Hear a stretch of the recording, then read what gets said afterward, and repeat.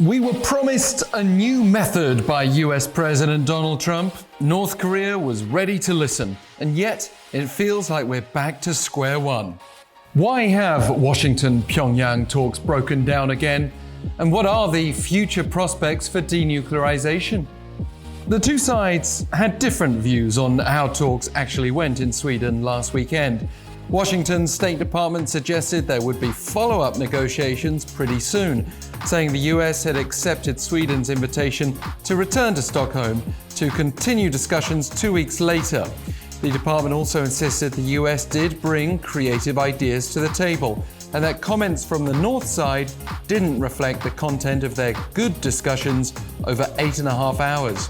But Pyongyang's chief nuclear negotiator Myong-gil was skeptical about talks happening in the immediate future, saying Washington failed to come up with a new proposal, warning a terrible incident could happen if negotiations don't go well from here.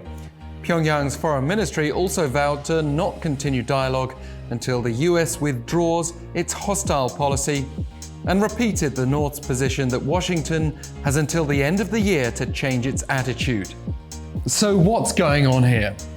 It would be easy to simply conclude that Trump's new method was insufficient to persuade the North that the US is ready to offer adequate sanctions relief and security assurances in return for denuclearization, and/or perhaps Washington's timeline wasn't gradual enough. That said, is Pyongyang still invested in the dialogue process? Some critics claim it never was.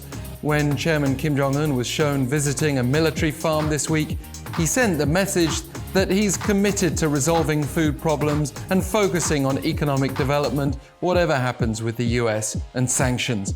He said, "The only thing we can rely on is the power of science and technology."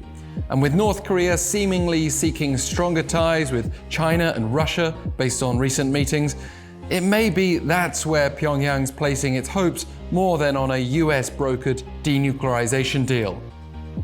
But the US has obviously not given up hope. Just before the Sweden meeting, there was that North Korean SLBM test, a further sign of its own mixed signals. But the US left it to European members of the UN Security Council to condemn the test, suggesting a level of patience that can only be aimed at keeping dialogue alive.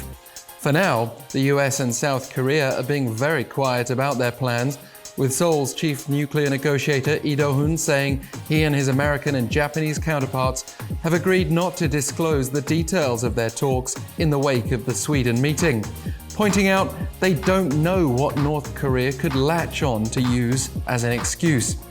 Whatever the case, the clock is ticking until the end of the year and that North Korean deadline.